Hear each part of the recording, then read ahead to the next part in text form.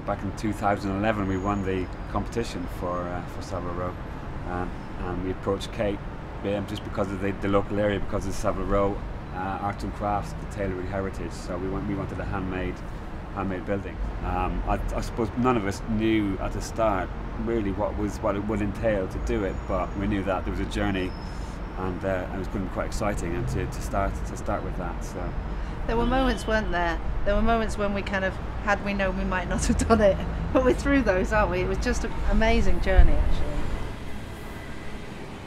What I've noticed actually is when the building's been finished, is on the street, it's been used, the retail has been used, is that people will stop, take out their iPhones and take a snapshot of the building. Now generally to the general public, buildings are anonymous, they're just formed parts of the street, things that people go in and out of.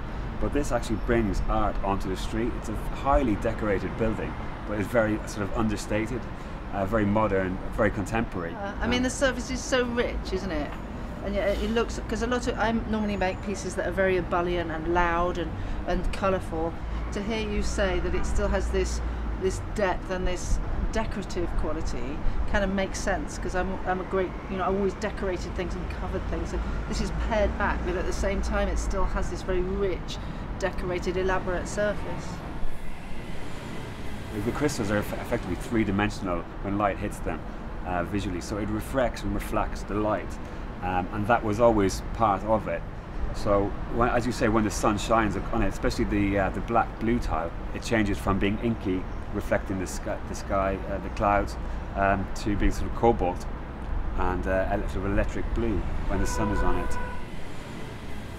For me, the sheer craft of every single one of the 10,000 tiles was hand decorated, the glaze was hand sieved, everything is so crafted and so bespoke. To me, it's sort of all together, the fact that the whole surface is all these facets of 30 centimetre squares, and they're not dead on. The precision is really sharp and beautiful, but at the same time there's this sense that it has been made by hand, even hung by hand. The tiles were hung one at a time.